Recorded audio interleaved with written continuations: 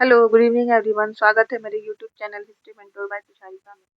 आशा करते हैं आप लोग अच्छे होंगे। आप लोगों की प्रिपरेशन भी अच्छी चल रही होगी। इस चैनल के माध्यम से हम लोग यूजीसी नेट हिस्ट्री के पीवाईक्यू देख रहे थे। हम लोगों ने 15 सेशन तक कर लिया है। इसमें 1 से लेके 150 क्वेश्चन तक किया हुआ है। सारे क्वेश्चन का एक्सप्लेनेशन किया गया है। आगे हम लोग आज देखेंगे क्वेश्चन नंबर 151 से। क्वेश्चन नंबर 151 में है, स्वदेशी आंदोलन के दौरान बारिशल में स्वदेश बांधो समिति की स्थापना किसने की थी? तो ऑप्शन में दिया गया है, पहला है मोतीलाल घोष, दूसरा है नील रतन सरकार, तीसरा है अश्वनी कुमार दत्त और चौथा है कृष्ण कुमार मित्र। तो इसका आंसर हो जाएगा अश्वनी कुमार दत्त। इन्होंने बारिशाल में स्वदेशी आंदोलन के समय स्वदेश बांधो समिति की स्थापना की थी। तो इसका एक्सप्लेनेशन देख लेते हैं। देखिए, अश्वनी कुमार दत्त ने स्वदेश बांधो समिति की स्थापना 6 अगस्त 1905 ईस्वी में की थी। इस समिति का मुख्य उद्देश्य स्वदेशी वस्तुओं के उपयोग को बढ़ावा देना और विदेशी वस्तुओं का बहिष्कार करना था। तो ऑप्शन में मोतीलाल घोष, नीलरतन सरकार और कृष्ण कुमार मित्रा के बारे में भी कहा गया है। ऑप्शन में दिया गया तो उनके बारे में भी हम लोग जान लेते हैं। तो मोतीलाल घोष है भारत के एक महान स्वतंत्रता सेनानी, पत्रकार और लेखक। उन्होंने अपने भाई शिशिर कुमार घोष के साथ मिलकर प्रसिद्ध अमृत बाजार पत्रिका की शुरुआत की। वह इसके मुख्य संपादक भी रहे। उसके बाद है नील रतन सरकार, एक महान भारतीय चिकित्सक, शिक्षाविद और स्वतंत्रता सेनानी थे। वह बंगाल के एक प्रसिद्ध चिकित्सा वैज्ञानिक थे जिन्होंने कलकत्ता विश्वविद्यालय के कुलपति के रूप में भी सेवा दी। कोलकाता का प्रसिद्ध नील रतन सरकार मेडिकल कॉलेज एंड हॉस्पिटल उन्हीं के नाम पर था। कृष्ण कुमार मित्रा एक महान स्वतंत्रता सेनानी, जाने माने पत्रकार और समाज सुधारक थे। वे बंगाल के स्वदेशी आंदोलन के प्रमुख नेताओं में से एक थे। इस तरह से क्वेश्चन नंबर 151 का आंसर हो जाएगा ऑप्शन नंबर 3, अश्वनी कुमार दत्त। आगे हम लोग देखते हैं क्वेश्चन नंबर 152। नीचे 2 कथन दिए गए हैं, एक अभिकथन के रूप में लिखित है, दूसरा उसके कारण के रूप में। तो अभिकथन में है, पाली भाषा जो एक समय में पूर्वी भारत में के कतिपय क्षेत्रों तक ही सीमित थी, बौद्ध काल में अधिक प्रचलित हो गई। तो हाँ, पाली भाषा जो एक समय में पूर्वी भारत में सिर्फ कुछ क्षेत्रों में ही तक ही सीमित थी और बौद्ध काल में और अधिक प्रचलित हो गई। और इसका कारण दिया गया है। इसका कारण यह है कि महात्मा बुद्ध ने अपनी कृतियों के लिए पाली भाषा को अंगीकार किया था। उनका आधार वाक्य था पाली धर्मानुशासन, उपरोक्त कथन के आलोक में। तो हाँ, इसका कारण भी सही है। महात्मा बुद्ध ने पाली भाषा को अपनी कृतियों के लिए अंगीकार किया था। गौतम बुद्ध ने अपना उपदेश पाली भाषा में ही दिया था। इस तरह से अभिकथन ए और आर दोनों सही है और आर ए की सही व्याख्या दी है। तो क्वेश्चन नंबर 152 का आंसर हो जाएगा ऑप्शन नंबर 1। आगे है, सूची 1 के साथ सूची 2 का मिलान कीजिए। तो सूची 1 में है, ए में है संधि, बी में है आसन, सी में है समाश्रय और डी में है यान। और सूची 2 में है, पहला में है तटस्थता, दूसरा में युद्ध की घोषणा किए बिना ही आक्रमण की तैयारी करना और तीसरा में है अन्य व्यक्ति का संरक्षण मांगना, चौथा में है शांति या संधि वार्ता। तो संधि हो जाएगा, संधि का मिलान हो जाएगा शांति या संधि वार्ता, ए का 4 और बी का हो जाएगा आसन का हो जाएगा 1 तटस्थता, सी का होगा समाश्रय, अन्य व्यक्ति का संरक्षण मांगना और यान का हो जाएगा युद्ध की घोषणा किए बिना ही आक्रमण की तैयारी करना। तो इस तरह से क्वेश्चन नंबर 153 का आंसर हो जाएगा ऑप्शन नंबर 4, ए का 4, बी का 1, सी का 3 और डी का 2। तो ये सारा जो नीति दिया गया है कौटिल्य के षड्गुण नीति के अंतर्गत ही आता है, जिसका उल्लेख अर्थशास्त्र में है। अर्थशास्त्र पुस्तक का नाम है जिसका रचयिता कौटिल्य है। और षड्गुण नीति का अर्थ होता है विदेश नीति। आगे हम देखते हैं क्वेश्चन नंबर 154। निम्नांकित में से दक्षिण भारतीय भाषा के युग्म चुनिए।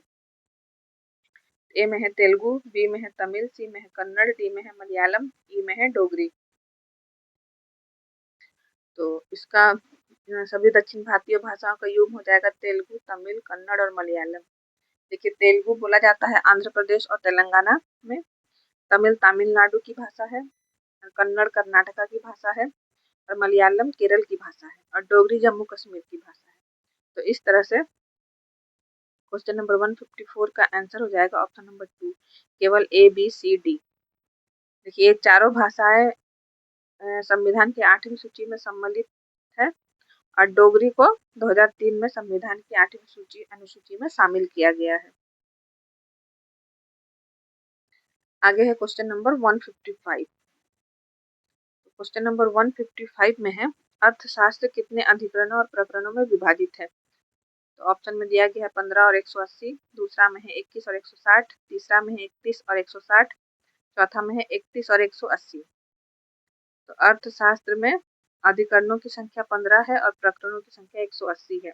इस तरह से क्वेश्चन नंबर 155 का आंसर हो जाएगा ऑप्शन नंबर 1, 15 और 180। और अधिकरणों और प्रकरणों के अलावा अर्थशास्त्र में 150 अध्याय हैं और 6000 श्लोक हैं। ये जरूरी नहीं है कि हमेशा अधिकरण और प्रकरण के बारे में, कभी कभी अध्याय के बारे में पूछ लिया जाएगा, श्लोक के बारे में तो पूछ लिया जाएगा। तो आप लोग याद रखिएगा कि 150 अध्याय और 6000 श्लोक है। उसके बाद है क्वेश्चन नंबर 156। क्वेश्चन नंबर 156 में है सूची 1 के साथ सूची 2 का मिलान कीजिए। तो सूची 1 में है कुमारपाल चरित संग्रह, रचित संग्रह। उसके बाद है बी में है गौड़वाहो, सी में है हमीर महाकाव्य, डी में है प्रबंध कोश। और सूची 2 में है वागपति राज, 2 में है राजशेखर, 3 में है जैन आचार्य हेमचंद्र और चौथा में है नयन चंद्र सूरी। तो देख लेते हैं क्या है इसका आंसर। ए का कुमारपाल रचित संग्रह के लेखक हैं जैन आचार्य हेमचंद्र। उसके बाद गौड़वाहो के हैं वागपति राज, हमीर महाकाव्य के हैं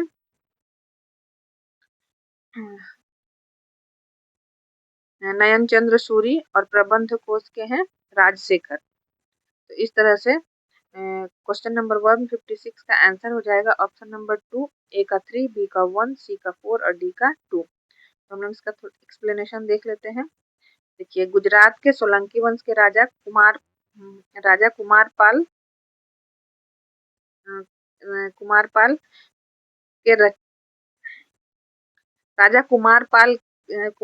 रचित संग्रह कुमारपाल के जीवन संग्रह है। इसकी रचना 12वीं शताब्दी में हुई थी। इसके रचयिता जैन आचार्य हेमचंद्र थे। उसके बाद है गौड़वाहो की रचना 8वीं शताब्दी में वागपति राज ने की थी। राजा यशोवर्मन के पराक्रम का वर्णन है इसमें। उसके बाद है हमीर महाकाव्य, 15वीं शताब्दी में नयन चंद्र सूरी द्वारा रचित प्रसिद्ध संस्कृत महाकाव्य है। यह ग्रंथ रणथंभौर के महान चौहान शासक हमीर देव चौहान के जीवन, वीरता और उसके साम्राज्य का इतिहास है। उसके बाद है प्रबंध कोश। तो प्रबंध कोश के रचयिता जैन विद्वान राजशेखर सूरी हैं और इसकी रचना की गई थी 1349 में। इसमें 24 प्रतिष्ठित व्यक्तियों के जीवन का वर्णन है। इसमें 10 जैन विद्वान का, 7 राजा का, 4 संस्कृत कवि का और 3 जैन गृहस्थों का उल्लेख है इस पुस्तक में। आगे का क्वेश्चन देखते हैं। Question number 157। भारत में जैन धर्म के सतत अस्तित्व के कारण है। तो ऑप्शन में दिया गया है ए में है जियो और जीने दो, बी में है अहिंसा परमो धर्म,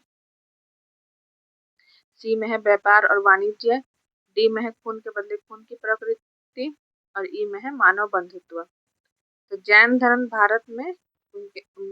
का भारत में अस्तित्व का कारण है।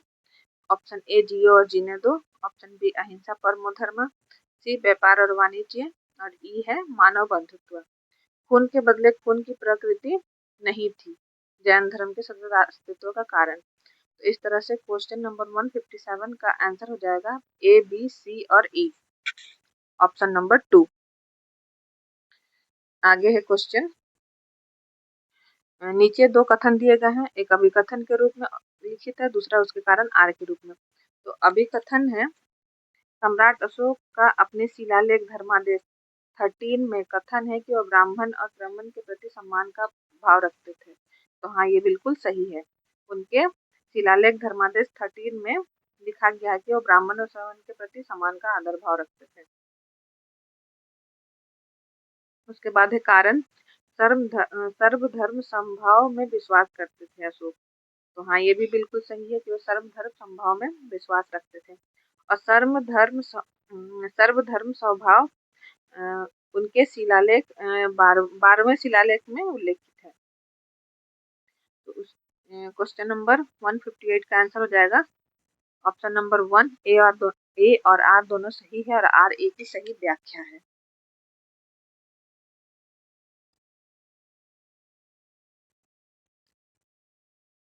उसके बाद है क्वेश्चन नंबर 159।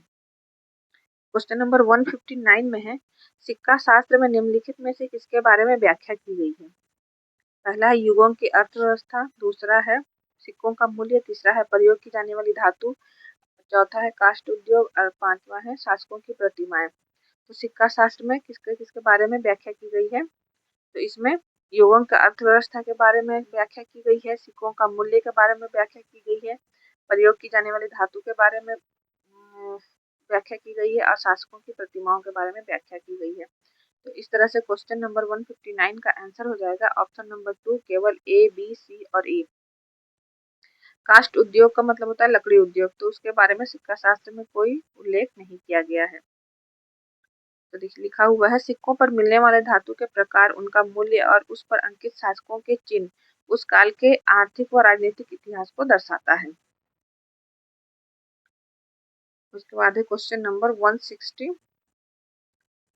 इसमें है, मैं पुरुषों से जुड़ा हूँ जो हालांकि लोगों द्वारा देखा नहीं गया, लेकिन फिर भी उनकी ईश्वर के रूप में श्रद्धा की जाती है, और जो लोगों की भावनाओं से जुड़े प्रत्येक पहलू को महसूस करते हैं।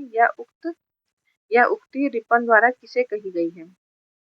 ऑप्शन में दिया गया है ए ओ ह्यूम, दूसरा लाला लाजपत राय, तीसरा है आर पामदत्त और चौथा है वेडरबर्न। तो यह कथन ए ओ ह्यूम के बारे में कहा गया है रिपन द्वारा। तो ए ओ ह्यूम के लिए कही गई थी। ह्यूम को भारतीय राष्ट्रीय कांग्रेस का जनक भी माना जाता है। रिपन का मानना था कि ह्यूम भले ही आम जनता से सीधे ना जुड़े हों, लेकिन वे भारतीयों की भावनाओं को बहुत अच्छी तरह समझते थे और उनके लिए ईश्वर तुल्य श्रद्धा रखी जाती थी।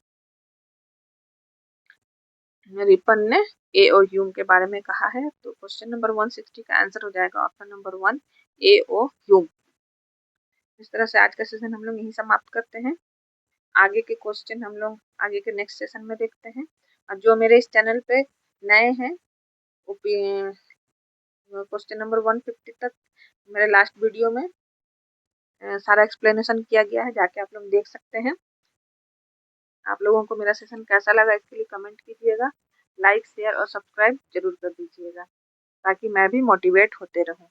Thank you.